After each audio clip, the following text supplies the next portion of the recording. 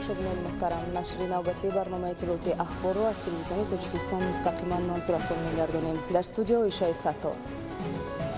имрӯз бо иштироки вакилони маҷлиси намояндагони маҷлиси олии ҷумҳурии Тоҷикистон, роҳбарияти кумитаи кор бо ҷавонон ва варзиши назди ҳукумати ҷумҳурии Тоҷикистон, агентии назорати давлатии мубориза бо коррупсияи ҷумҳурии Тоҷикистон, вазоратҳои молия ва рушди иқтисод, вазорати меҳнат, муҳоҷират ва шуғли аҳолӣ ва мақомоти иҷроияи маҳаллии ҳокимияти давлатӣ, вазорати тандурустӣ ва ҳифзи иҷтимоии аҳолии ҷумҳурии Тоҷикистон, вазорати корҳои дохилии ҷумҳурии Тоҷикистон ва палатаи ҳисоби ҷумҳурии Тоҷикистон оид ба иҷрои барномаи миллии рушди иҷтимоии ҷавонон дар ҷумҳурии Тоҷикистон муҳокимаи парлумонӣ баргузор гардид. Таъкид шуд, ки дар даврони соҳибистиқлолӣ сиёсати давлатии ҷавонон яке аз самтҳои афзалиятноки сиёсати давлату ҳукумати ҷумҳурии Тоҷикистон ба ҳисоб рафта, барои дар амал татбиқ намудани ҳадафҳои он тамоми чораҳо андешида мешавад. Аҳолии Тоҷикистон сол аз сол ба миқдори 2.6% зиёд шуда, сол аз сол ҷавонтар шуда истодааст. Агар дар соли 2019 сину соли миёнаи аҳолӣ ба 25 сола баробар бошад, он дар соли 2021 ба 22 баробар гардид. Бо афзоиш ёфтани аҳолии мамлакат ҳамасола бояд зиёда аз 300 000 ҷойи нави корӣ таъсис дода шуда, ҷавонон ба ҷойҳои кори доимӣ фаро гирифта шаванд. Дар анҷоми муҳокимаи парламентӣ қарор ва тавсияҳои дахлдор қабул карда шуд. идомаи ахбор. Дар яке аз ҷамоати деҳоти ноҳияи Қубодиён бо саҳмгузории сокинон ва соҳибкорони маҳаллӣ масофаи 8 километр роҳи мошингард тахту ҳамвор ва сангфарш карда шуда, бо мусоид гардидани вазъи ҳаво мунфарш мегардад. гузориш дар ин хусус. баҳри татбиқи амалии нақшаву барномаҳои ҳукумати ҷумҳурии Тоҷикистон дар самти вусъати корҳои ободониву бунёдкорӣ ҷиҳати беҳсозии шароиту инфрасохтори деҳот, дар ноҳияи Қубодиён нақша чорабиниҳои ободониву созандагӣ дар сатҳи маҳал таҳризӣ гардида, марҳила ба марҳила амалӣ гардонида мешавад. дар ин доира сокинони ҷамоати деҳоти ба номи Утақара Назаров баробари иҷрои дигар амалҳои созандагӣ тасмим гирифтанд, ки бо тариқи саҳмгузории дастаҷамъона роҳи мошингарди байни деҳаҳои Бошқалъа ва Ушкунободро таъмир ва ба талаботи замон ҷавобгӯ гардонанд. мо имрӯз эъдом гирифтем мардуми ҷамоати Утақара Назаров ва соҳибкорон аҳли ҷамоатчигӣ деҳае ки дар Бошқалъа Ушкунобод роҳе ки чандин сола таъмирталаб буд, имрӯз эъдом гирифтем ба миқдори 8 километр роҳ ва сангфар ба асфалтпӯш карда мешавад. масофаи роҳи таъмиршаванда 8 километрро дар бар гирифта, айни ҳол бо тавсияи мутахассисон ва ҷалби техникаҳои соҳа тахту ҳамвор карда шуда барои мунфаршкунӣ омода карда мешавад. сокинони маҳал иброз менамоянд, ки роҳи мазкур солиёни зиёд таъмирталаб буду дар рафту омади воситаҳои нақлиёт махсусан дар давраи зимистон мушкилиҳо эҷод мекард. ҷиҳати бартараф намудани ин мушкилоти деҳот ва мусоидгардонии шароити инфрасохтори маҳал, тибқи нақша чорабиниҳои мақомоти маҳаллӣ дар якҷоягӣ бо кумитаи маҳаллаҳо, сокинону соҳибкорон тасмим гирифтанд, ки ин роҳро ба пуррагӣ аз навсозӣ намоянд.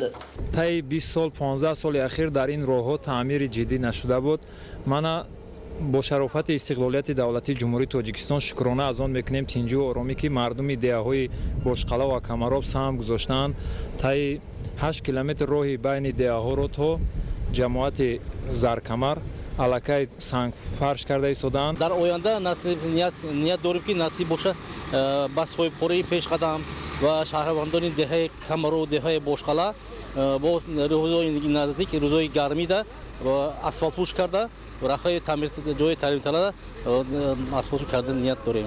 қобили зикр аст, ки ин аввалин иқдоми созандагӣ дар деҳоти Утақара Назаров набуда, дар доираи 3 соли охир маҳз бо саҳмгузории якҷояи соҳибкорони маҳаллӣ варзишгоҳҳои замонавӣ барои футболи хурд, синфхонаҳои иловагӣ дар назди муассисаҳои таълимӣ, нуқтаҳои шустушӯи нақлиёт, кошонаи ҳусн, марказҳои савдову хизматрасонӣ ва дигар иншооти барои сокинони маҳал зарурӣ бунёд гардидааст, ки баробари муҳайё шудани шароитҳои мусоиди кору хизматрасонӣ чандин нафар сокинон бо ҷои кори доимиву мавсимӣ таъмин гардидаанд.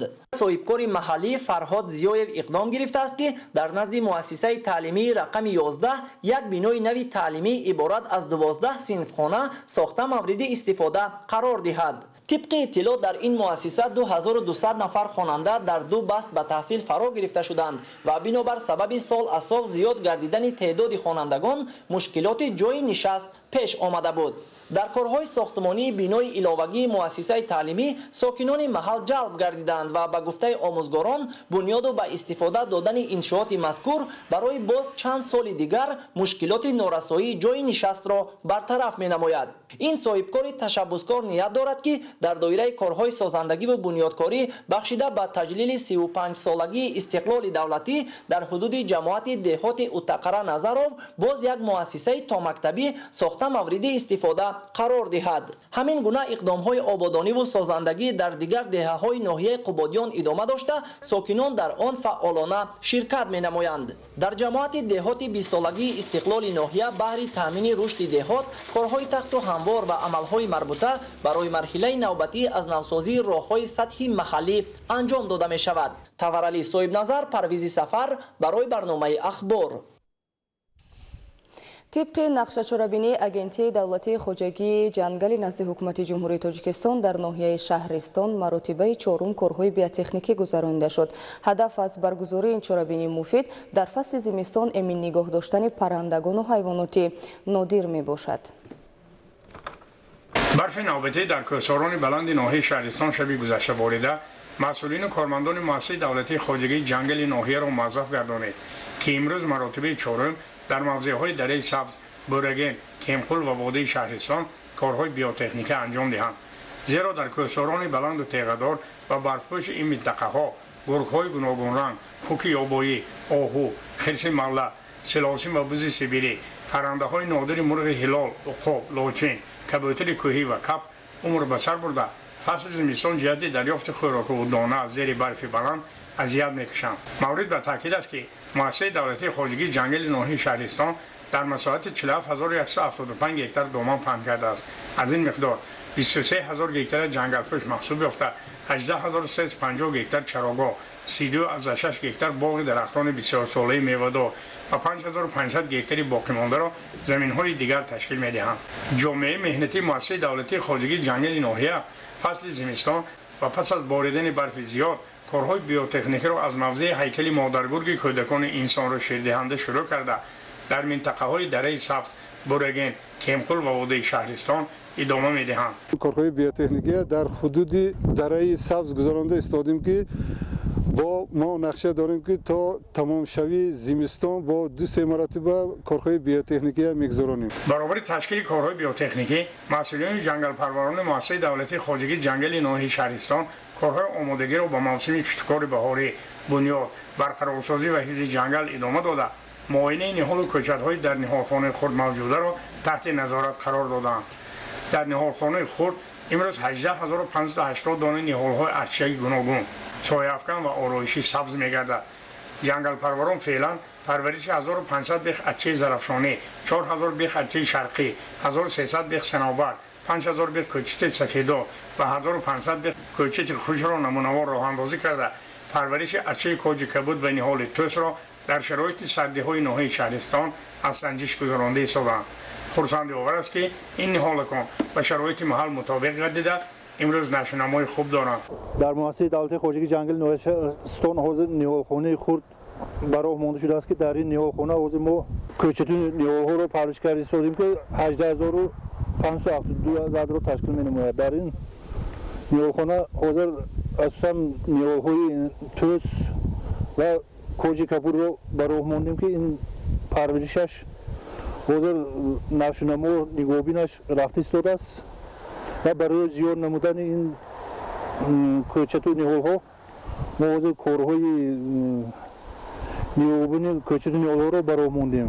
масъулину муҳандисон ва ҷангалпарварони муассисаи давлатии хоҷагии ҷангали ноҳияи шаҳристон имрӯз кӯшиш ба харҷ дода истоданд ки баробари аз сардию гуруснагӣ эмин нигоҳ доштани ҳайвоноту паррандагони кӯҳсор, бунёд, барқарор ва ҳифзи ҷангалро низ намунавор роҳандозӣ намоянд.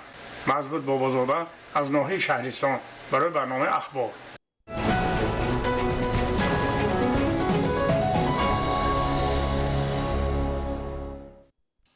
бинандагони гиромӣ, нашри навбатии барномаи иттилоъоти ахбор ба анҷом расид. хайр, саломату сарбаланд бошед.